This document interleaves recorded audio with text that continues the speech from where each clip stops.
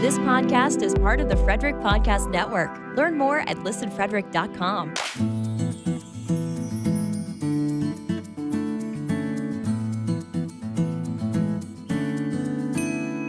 Thanks for tuning into Mental Health and Me today. I'm back in the studio and I have a guest that I am so excited to talk with.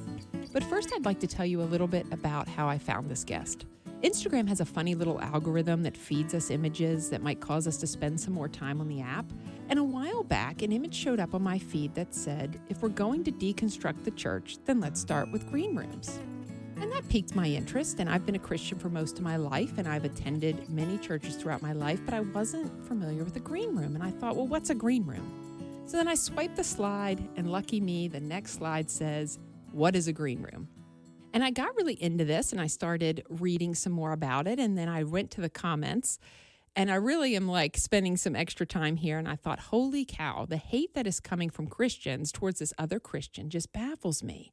But the things that I connected with as I spent more time on this Instagram page really let me see validation for experiences in my own life, or as I've been a clinician at a Christian-based counseling center for 11 years, so I've heard many stories from other Christians, and I felt like this would offer a great deal of validation to them.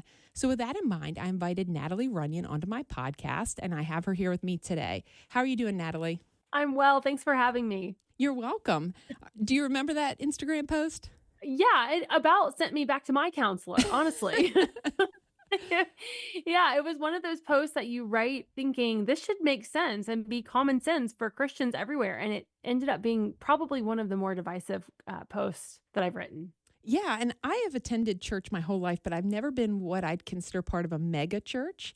And so as I attended church, they were big, I guess, considering my area, but they would continue to have church plants. That was sort of the model that was really common, that after a church got so large, it would go into a church plant. But in more recent years, as I've really observed, I would say that I've seen sort of the things that you were talking about in your Instagram. And that's what really appealed to me, because what I find is that I have had many clients or friends, or even from my own experience, where people had something happen and they become very jaded. And instead of digging in and still running towards Jesus, they just say, forget it, I'm out. I want no association with this. So you recently published a book, and I'm really excited to hear about that, the House That Jesus Built. And that's a USA Today bestseller, am I right? Raised to Stay was the USA Today bestseller. This book, actually, we did sell enough to hit USA Today bestseller. However, we can't control lists. And so I had to just trust that the Lord was going to amplify the message of this one on his own without bestseller list on this one. Yeah, well, this one really did hit home. There were so many great quotes in there. I'm going to reference a few of those in today's interview. But I would like to hear from you a little bit about your experience to start your Instagram Raised to Stay, which I absolutely love. You know, I grew up as a pastor's kid, and I had turned 40 in like 2019. And I remember watching so many of my friends walk away from church. This new word, deconstruction, was all over the place. And I myself was going through a really difficult season in ministry. I had been a worship pastor for 20 years, was moved involuntarily into women's ministry by my church staff, and really did not want to be there. I found myself under a very unhealthy, toxic leader at that location, and was having my calling questioned all the time. Like, God, if these are your people, no, thank you. And I understand now why my friends are leaving and why people are like, I'll go make a lot more money doing something better than this, you know? And so I was wrestling with the Lord about that. And I don't know, I just told him I'm done. And it was on that walk with the Lord, telling him that I was done, that he gave me the phrase raised to stay in my brain. I just heard this phrase, raised to stay. And I ran home and I didn't really know what that meant, but I spent some time in John 15 about abiding with Christ. And if we abide in Christ and we remain in him, then he'll remain in us and produce good fruit. And the thing that stuck with me was, wow, I must still be connected to the vine, because even in this very barren season, he's still producing some sort of good fruit out of me. And so I wrote my first black box with white writing on Instagram. I had like 500 followers, and I just wrote, the church did not hurt you. A few broken people did. Don't give up. You were raised to stay. And I woke up the next day to like a lot more followers, people that I had grown up with who were no longer in the church, saying, Wow, thank you for saying it that way. Like, keep writing, keep sharing what you've learned. And that's really how the whole thing spawned into almost 200,000 stayers in this Raised to Stay community. Wow, that's beautiful. And I really want to thank you for that authenticity because as a therapist, so I've been a therapist 11 years, and I often see these themes of someone saying, I'll come, I want a Christian based counseling center. I'm a Christian, but I will not go back to a church.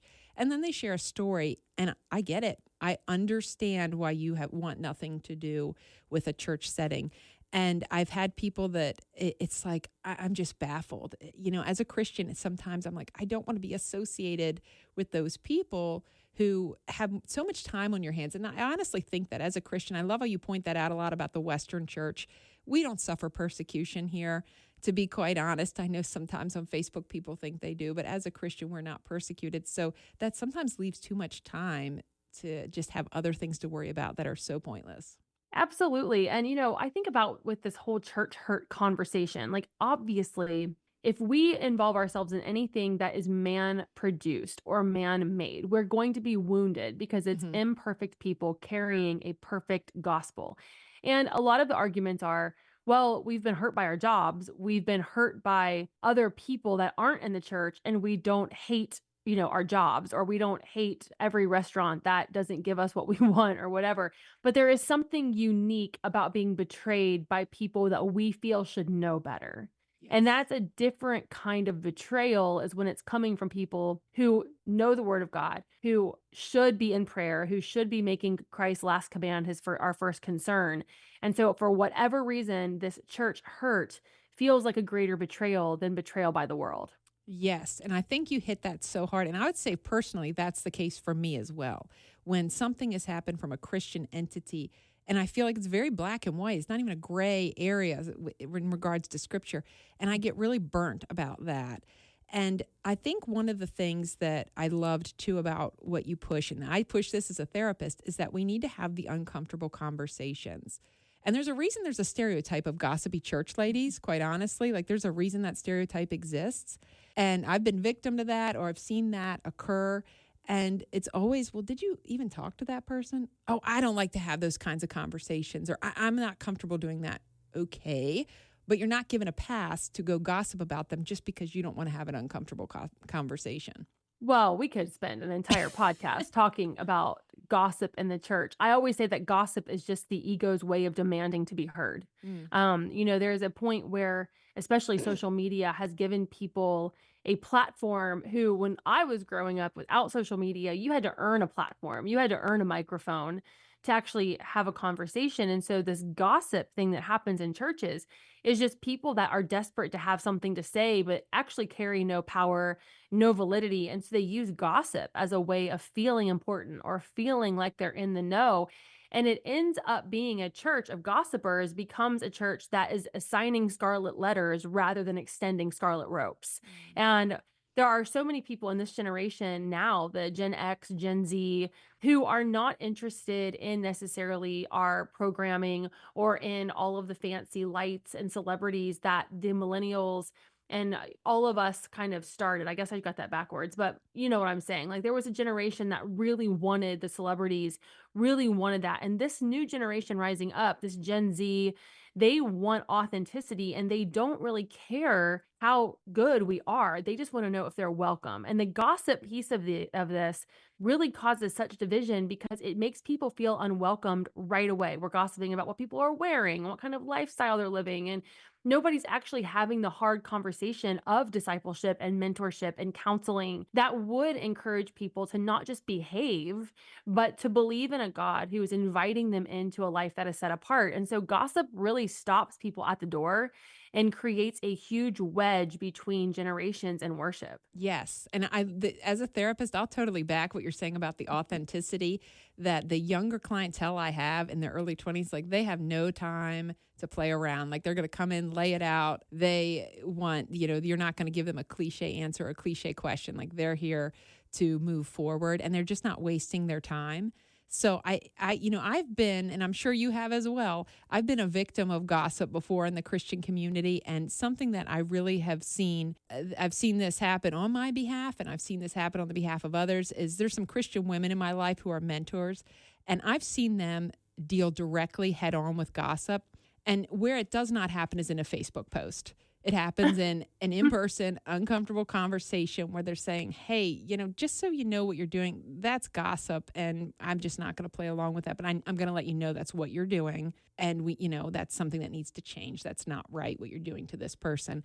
And I would say it's shocking, honestly, how quickly that stops it. In my experience, it's like it breaks this chain of, oh, wow, like we just called it what it was. I have no recourse. Like there's no defense over that. And it just sort of stops it. It's like, okay, I've got to take an internal look. But it does come from an uncomfortable conversation. And this goes for issues across the board in the church, not just gossip, but abuse and truly unhealthy leadership. When we use our voices and say, this isn't right, it's like we can't treat people this way, or we can't abuse people, we can't hire people and then not shepherd them. When we start to use our voices in a way that is not on a Facebook post, that isn't, anti-confrontational, but more so in that truth, humility, and love that we see Jesus with the Pharisees and we see how he handled things, then that darkness starts to have some light shed on it. And now we're no longer tolerating sin that has been wrapped up in a little bow to look like holiness. Now we are saying, no, this is not how we behave. We are not going to be like this.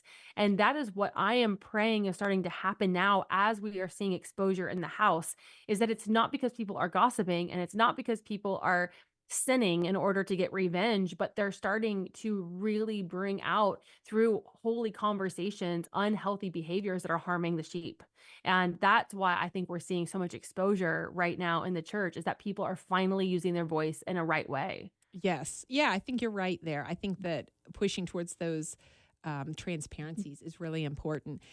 And I'm sure this is the same for you, but when I refer to the church, I'm referring to a body of believers. So it could be a church, it could be a ministry, a missions group, a Christian school. It could be a Christian-based counseling center. It could be anywhere where you lose the sight of the fact that your organization is imperfect and you elevate it to the level of Jesus. And that always burns me when people act like their entity can't do anything wrong. Of course it's going to do something wrong. You should expect it because you're not Jesus. It's run by imperfect people. You might be doing your best, but it doesn't mean you shouldn't come out and apologize or be teachable or maybe recognize that you're making some mistakes sometimes. Yeah, I mean, we're the ecclesia. We are the called out ones. We are each individual churches that have to have our foundations checked. We have to look in the mirror and say, God, search my heart, oh Lord. Show me any wickedness that might be in my life. Let me get the plank out of my own eye before I worry about the speck in someone else's eye. And so for us to assume that any organization is infallible or any leader, worse, that we are infallible, what ends up happening is it isn't a matter of if, but when that organization, that church, that person falls. If we're not taking care of our own foundations and asking the Lord to prune us and to convict us, then we are putting ourselves on the chopping block for a public failure. And we are putting other leaders and organizations on pedestals that will eventually fall. Definitely. And that always, I feel like, is such a hit when that happens. And so it's so much better to call it out until it becomes so massive that it does sort of send so many people to a jaded space and they just leave. And as a mental health professional, one thing that's always been hard for me is when someone says they struggled with their mental health and they can't share that at the church, that they would be ostracized, that they'd be kicked out of their ministry. And I think there's always a line there that sometimes gets misunderstood. And I say, well, I'm not asking the church to make room for sin. I'm just asking you to make room for the broken. Like, let people suffer safely under the confines of, I'm not going to judge you. I'm not going to pick on you. Your circumstances led you here. Like, I'll pray for you. I'll support you.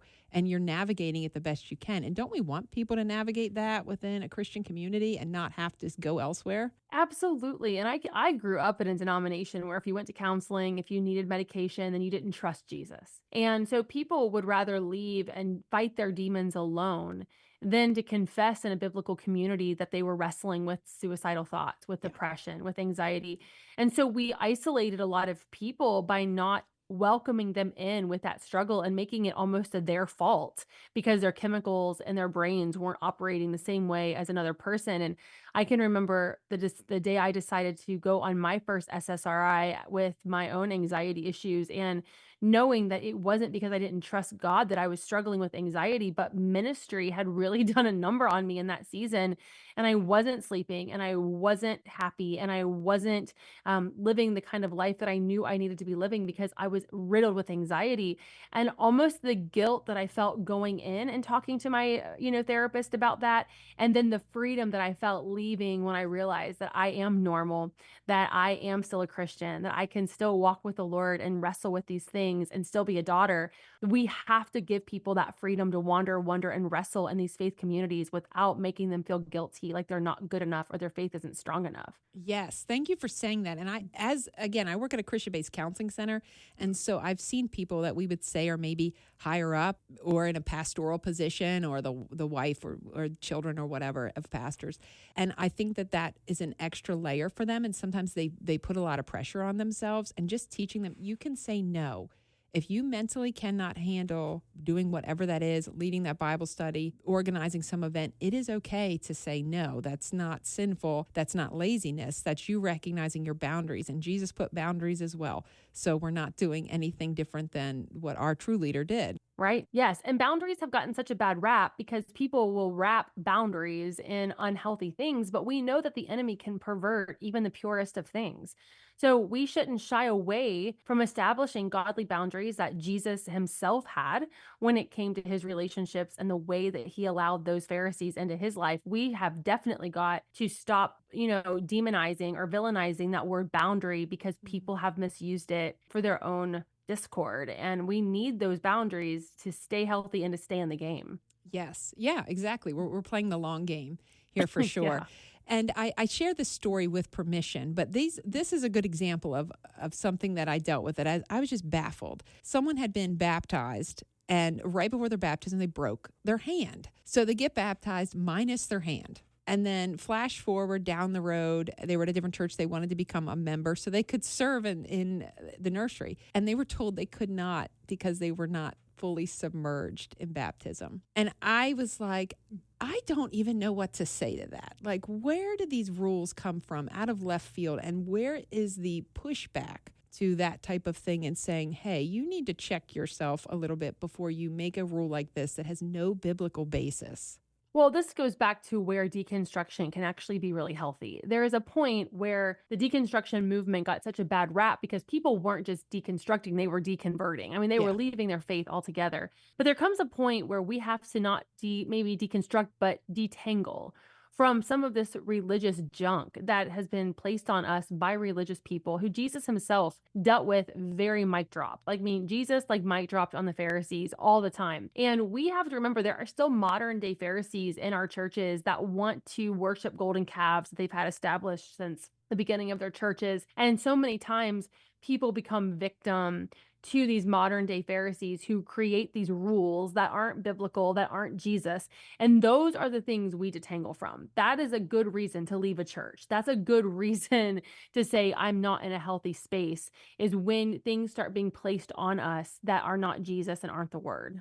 Yeah, and just sort of, I think it's important to open yourself up if you are in a position of leadership and just say, if you think that I'm going in an obscure direction, or maybe, we all get sort of this tunnel vision to something that we really want it to be a certain way. I feel like it should just be more of a conversation to call that out. You're not bad people, but we all get lost a little bit sometimes when we really want something to go our way.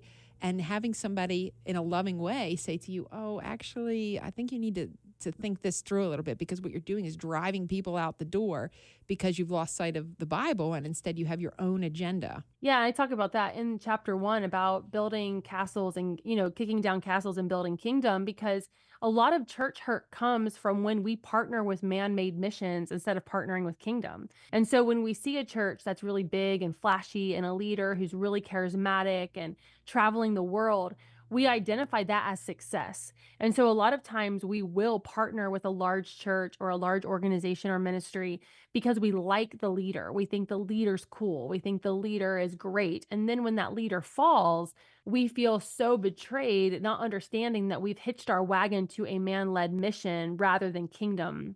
business. And so that's why we have to make sure that when we align ourselves with a church, that we are aligning ourselves with first Jesus, then we're aligning with the mission of the house and the person last. That way, we aren't quite as likely to be so disillusioned by those things that they are doing and saying that necessarily don't align with the word. I also just want to say this, that, one of the black boxes that really took off early on in Raised to Stay was when I wrote accountability is not church hurt. Mm. Like, we can hold each other accountable in truth, humility, and love without causing a wound. And that goes for both leaders and congregants. That goes for board members and volunteers. We need to be able to sharpen each other and not allow hierarchy or stature or position keep us from holding each other accountable when we see behaviors that are not biblical or Christ-like. Definitely. Definitely. And I think that's one thing that just drew me to your page, is that I think that that's where it gets lost, is that people say, I was hurt by a church and I don't want to do that to anyone else. So I'm going to swing really hard in the other direction and you just do whatever you want. And I'm never going to say anything because I don't want to attack you the way I felt attacked. And I think it's definitely a line to walk. And I think you hit it so well right there that we can still hold each other accountable, but it does need to be in a loving way. And then it needs to be an option for everyone. It's not only these people can be held accountable, but I can do no wrong.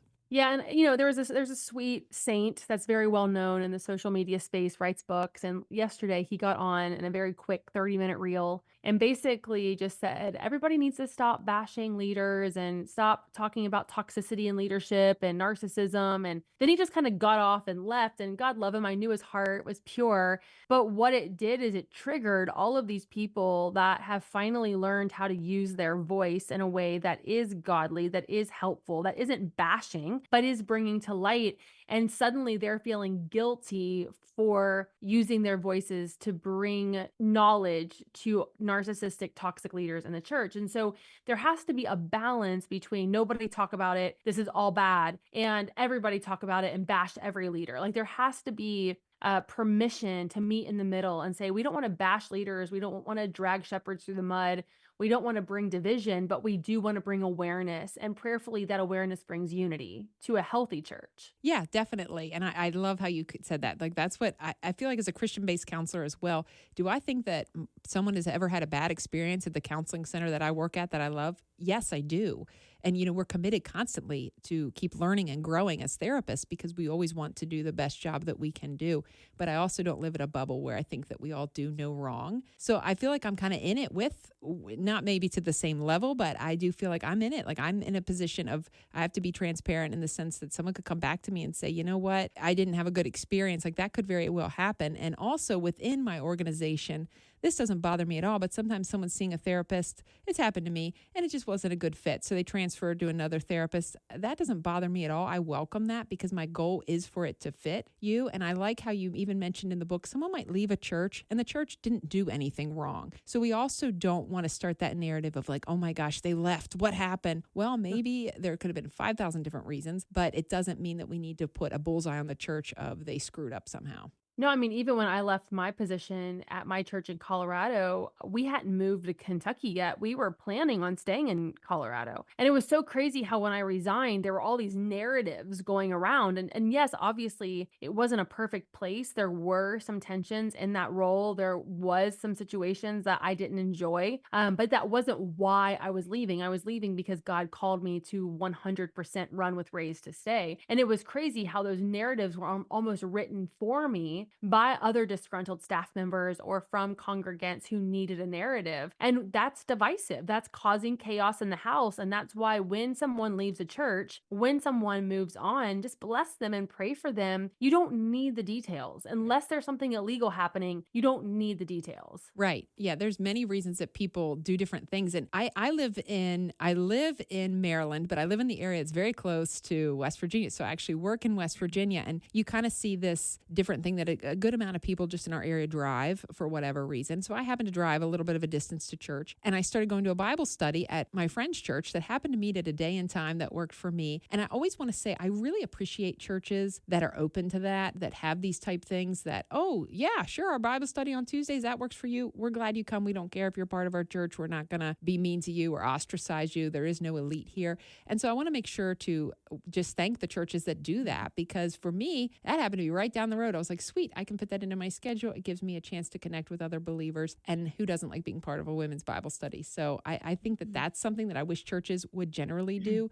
When you do something, please do blast it out to the community. Don't keep it inside. Bible study should never just be for certain people or for just a little elite group. I think those kind of things should be open, and we should encourage more people to come, because there's people who do that who will not show up at church on Sunday. That's right. I always tell people you have to remember that whatever your job is, whether you're in ministry in the church or you're in ministry as a doctor, teacher, lawyer, admin, working at Chick-fil-A, like you are Jesus Monday through Saturday in a world suspicious of Sunday. So you have to keep it on and be open. Let your churches be open to anyone that wants to come in, whether they're a member or not, to encourage this community that we see in Acts chapter 2. That's really part of the blueprint of a healthy church, is community and unity and having our doors open and willing for anyone to walk in, whether they look like us or not, that we are that safe house for those looking for shelter. And as a Christian-based counseling center, again, I think I hold people's low moments a lot, like their ugliest moments, their darkest moments, the things they haven't told anyone else. And I consider that like an honor, really a privilege that, you didn't tell anyone else in the world but me. And I'm happy to hold space for that. And I do wish that not everybody has access to therapy. And I do wish that there were more opportunities within the church to give people a chance to just sort of suffer. And I look at that and I say, okay, what needs to happen? In those small groups, often Bible studies, that's where that's going to happen. And so navigating that in a way too, of sort of recognizing confidentiality. Yeah, you're not legally or ethically obligated maybe, but that is going to be a chance for someone to grow.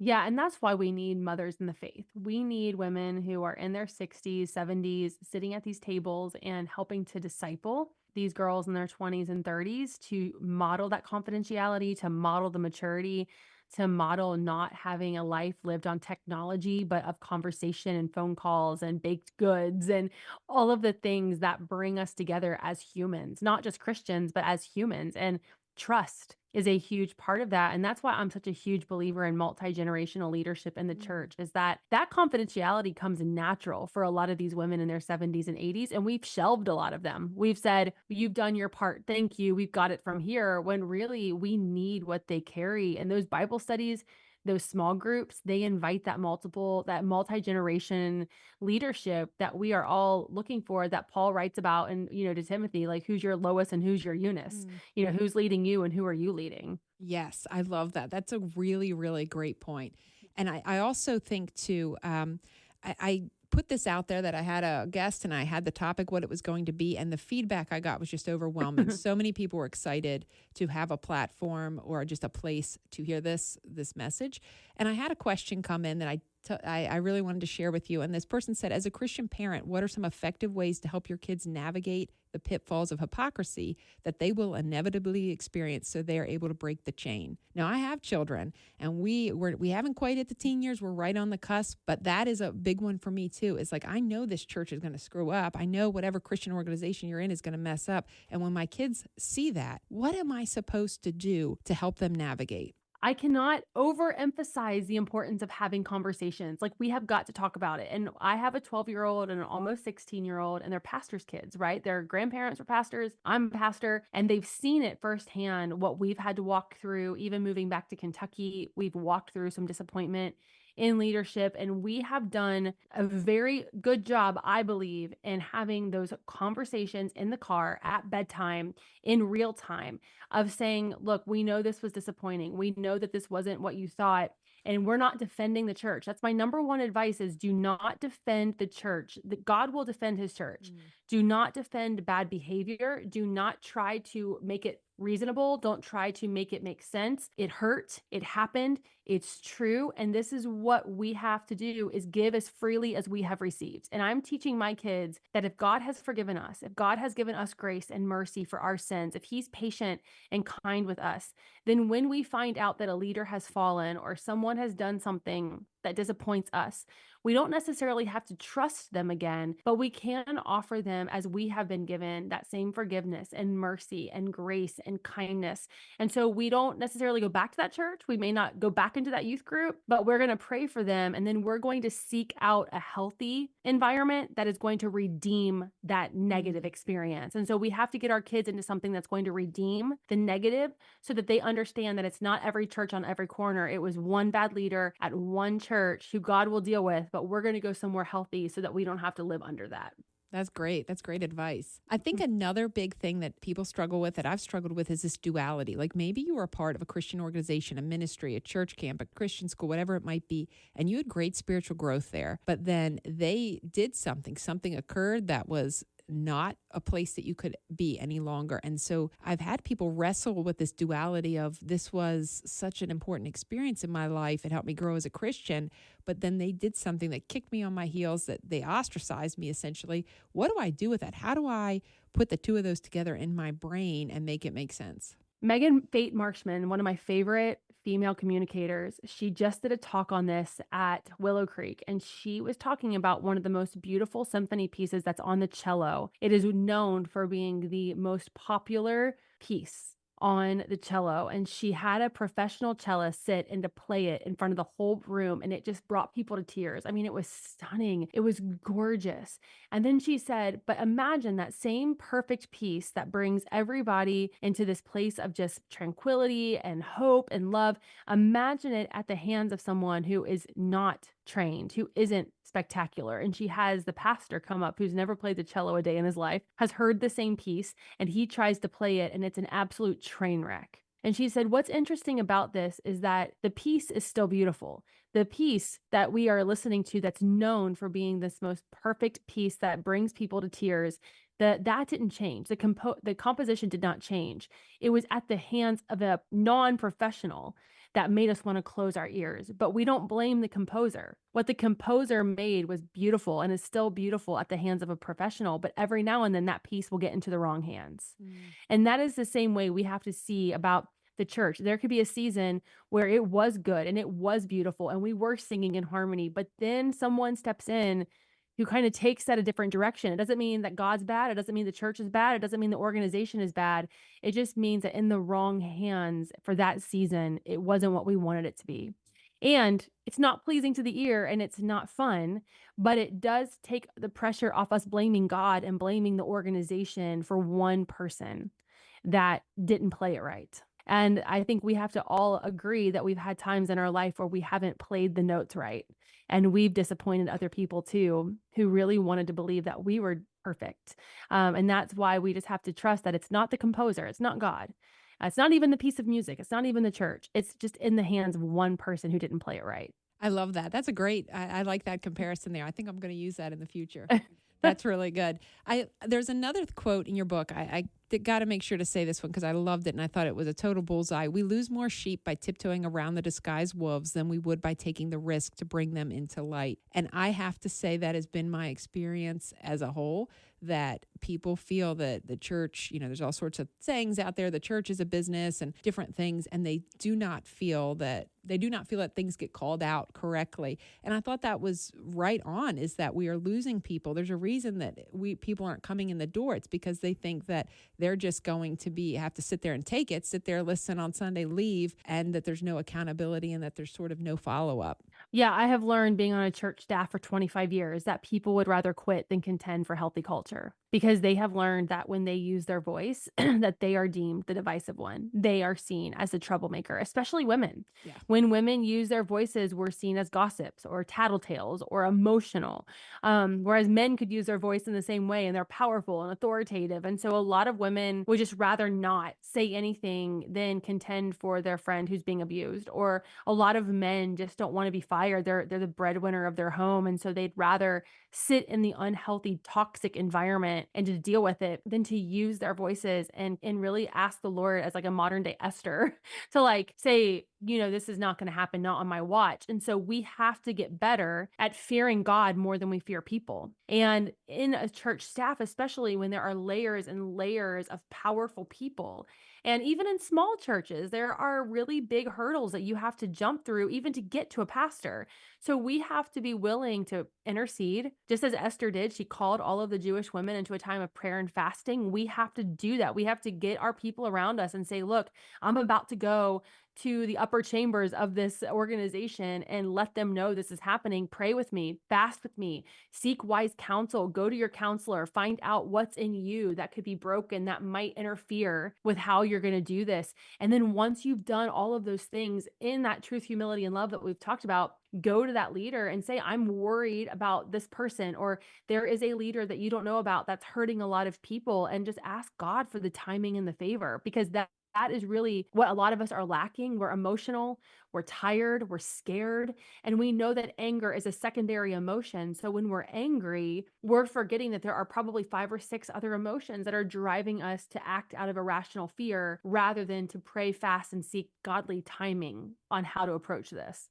Yeah, and I love that. And I'm a fan of doing things in the light. I think that a lot of things go awry in closed doors. So when you open yourself to that accountability, and I love what you gave as the example of Esther, because she was probably terrified. I mean, it doesn't necessarily say that, but I would imagine that was quite a scary thing to do. And so she put herself out there and spoke up. And as it turned out, the person in charge wasn't aware of what was going on. And so that was such a risk for her, but it really did change the trajectory of what was going to happen to her and the people like her. Yeah, I mean, she said, if I perish, I perish, which I don't think was flimsy. I don't think she was like flippantly saying, well, if I die, I die. I think Right. she was literally like grieved by this. Like, I could lose my life. And for a lot of us, we could lose our jobs. We could lose our favor. We could lose our position. We could lose our status by using our voices. But when we know we are being obedient to God, to go and to use our voices, we have to trust that he'll protect us, and we have to trust that he'll provide for us. And that it's not, oh, if I die, I die. There are some things on the line for us using our voices, but greater, man, I'm telling you, obedience is greater than sacrifice. God will meet the need if we're obedient. Yeah. And I do also appreciate what you said. I think most of who I've heard from would probably be women who said, I tried speaking up and I was shoved out the door for it. And I validate that experience. I mean, I'm not saying that it was justified in any way. I'm like, I'm really sorry that happened. Like, I'm so glad that you're still seeking the Lord, or that you're still actively looking for another church. And I think that that is really spot on with what you said. And what would you say to those people? I mean, I've often heard that we try to fix it from the inside. And if that does not work, if the people are not receptive, then it is okay to just move on. It's you need to go in a place where you can use your gifts and where you can be who the Lord made you to be. Yeah, I mean, Jesus said, he said, a prophet's not welcome in his own home. And then you've got, kick the dust off your feet. If you're not welcome in one city, go to the next, And I was just thinking about a time I was at a Baptist church where there was a lot of really bad stuff happening at the leadership level. And I knew about it, and I was trying to bring change from within. But as a woman, I kept being told that I was the problem. And I was cleaning up bulletins one morning, and this man came in. It was just me and him in the sanctuary. And he said, the Holy Spirit wants me to tell you, which in a Baptist church, you don't hear very often. Yeah. He said, the Holy Spirit wants me to tell you that you're a ram rock. You're a rock ram. And I was like, what is that? And he said, well, in the mountains, whenever there is an avalanche of rock, there is always one ram that stands in the front of the herd and beats its head up against that wall of rock until a tiny light of pin light appears. And the minute that little pin light appears, that ram knows my job is done. And he goes to the back of the herd and trusts that the rest of the rams are going to knock down that wall. And for a lot of us, we have headaches because we have been beating our heads up against rocks of injustice and abuse and narcissistic leadership. And we are growing weary in that because we think that we single-handedly have to tear down the whole wall. But what we're forgetting is that God will raise up other people who will come behind us and knock that down. And out of all the churches that I've been at where I've had to beat my head up against those things as a rock ram, as a ram rock, that when I look back over that, God eventually would use other staff members, other congregants, other elders and pastors to knock that wall down. And those causing division were fired or exposed or brought to light. Maybe not on my watch, maybe not when I was on staff, but eventually God was faithful to use the rest of the people. So I would just say, keep being faithful. Hit your head up against that rock until God releases you. And when he releases you, trust that he loves those sheep more than you do, and that you can go on and be free, and trust that other people are going to be part of bringing change, because God's always faithful to finish what he starts. Yes, yes. I have said before as a believer that I think I belonged in the time of the Billy Graham tent revivals, where you just set the tent up. People come, like they don't have time to deal with all the nonsense. No one's looking at your clothes. No one's talking about what vehicle you came in. Like it's just a bunch of people. They're going and hearing a true message. And they're honestly being the church in the middle of a tent. And I'm like, that's where I belong. Is I just don't, I have not experienced some of the things you talk about in your book, like maybe worship teams or different groups being told what to wear, or specifically putting a lot of emphasis on looking a certain way to have a certain image.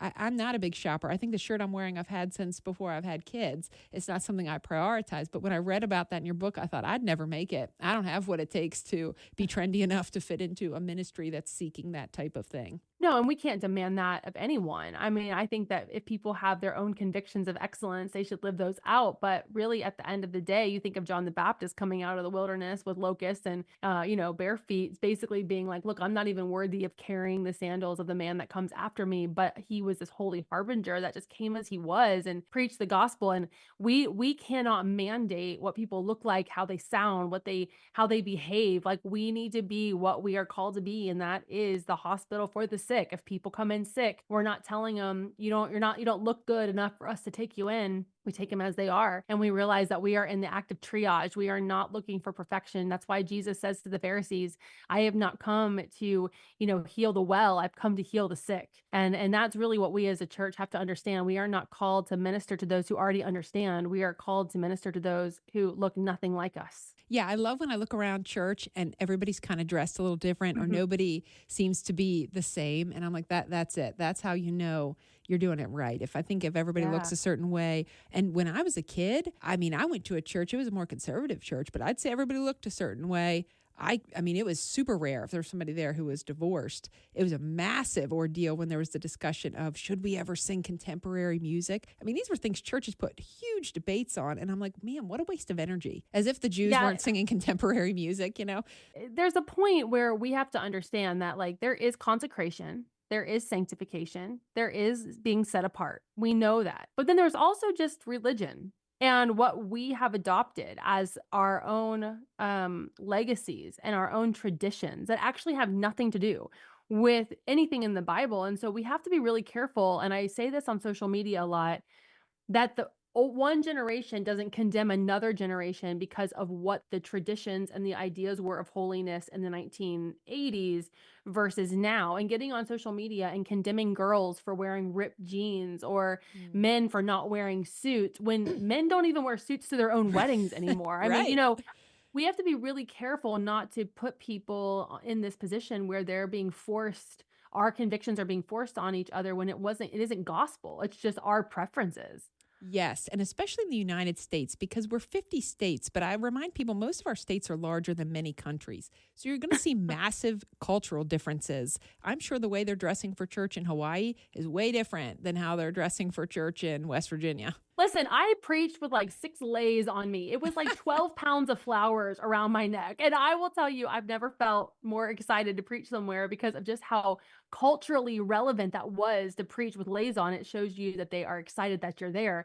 And then you go to the Bible Belt where you're in an apostolic charismatic church and everybody's in dresses, and so there are just you're right, there's such a wide spectrum for us, but yet this Holy Spirit is drawn to unity, not what we're wearing. Yes, exactly. And I like to say, let people be who they are. If we do believe in divine creation, if we do believe that we were not an accident, that we were fully created, then we are going to be diverse and different. And there's a reason we're not the same. Nature's not the same. Mountains are not all the same. Trees are not all the same. We need to expect and really make space for that. But you want people to be who they are. And I so appreciate that with the mentors in my life. And I've said this, that they were really the first Christians who allowed me to just be who I was. And instead of saying, well, you need to change this, you need to change that, they said, okay, well, this is how God made you. So how is that going to be used in this setting? And they asked that question without officially asking it, but they really just allowed me to be who I was and then trusted the Lord was going to do what he was going to do with it. Well, yeah, and I'm sure you see this in your practice, that behavior will oftentimes follow belief, not the other way around. We can't demand people to behave a certain way if they don't believe in what we are teaching them, what we're sharing with them. So you don't automatically assume that someone with anxiety is just going to have peace because they've spent one day in your office. Like there has to be a belief that they can overcome anxiety through a series of maybe medication or therapy sessions. It goes the same with the gospel. We can't expect a prostitute to come in, or a drug addict, or someone who's never been in the church to suddenly behave because they are standing in a church. We have to teach them why we're set apart, why we're consecrated, why we don't wear mini skirts and bras in the church. We teach that, and then that behavior follows our belief in something. And that's really what I'm hoping the generation of spiritual moms and dads in their 60s, 70s, and 80s will start doing, is just be offering some patience for those who haven't been raised like they were, whose behaviors yet haven't caught up to their belief. Right, exactly. And yeah, it is. It's thought, feeling, behavior. That's kind of the way that works. And we know that with the brain. And I think too with the clothing, that's always something like you want your friends, your kids to invite their friends. And if you say, "Oh, our church won't let you wear ripped jeans," they're done, right? They're going to say, "Okay, forget it, I'm out." And so we don't want to put these messages out there that you should only invite people who look a certain way or dress a certain way, because that's just not a biblical model. But we really want people to feel comfortable inviting others. Like that's the goal, is you don't want to think, "I'm going to invite this person and man, they're going to get ostracized," because that's going to set the problem even worse. Like we want them to feel like they're welcome, no matter who they are, how they look, where they came from, what they look like or dress. Yeah. I mean, I think about the upper room. It says that in Acts chapter 2 that people looked within the walls of what was happening and they generally liked what they saw. Like people who didn't know the gospel of Jesus saw what was happening inside the upper room and were like, "Wait, I want to be part of what's happening in there." And that's why the numbers were being added to daily, was because they were intrigued by what they saw.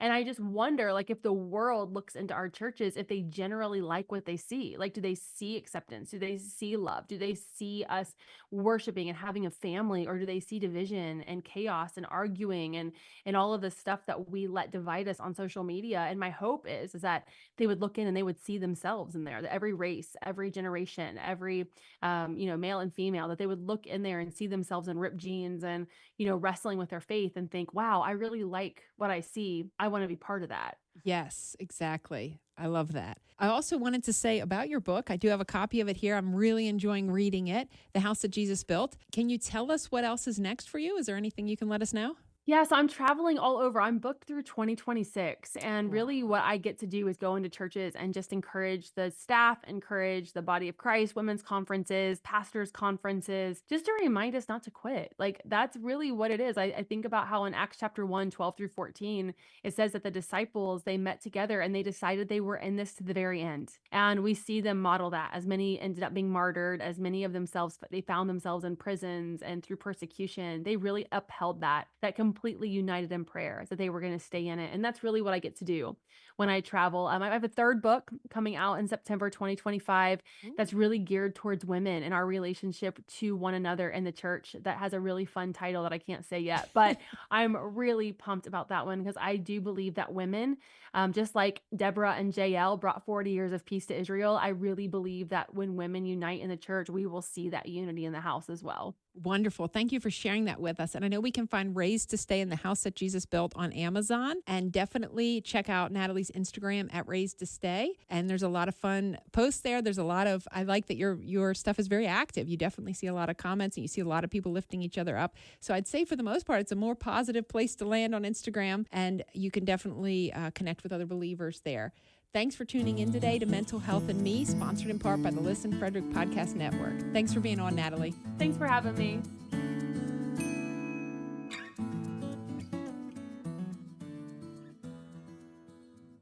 Live radio, local podcasts, the Frederick Podcast Network at listenfrederick.com.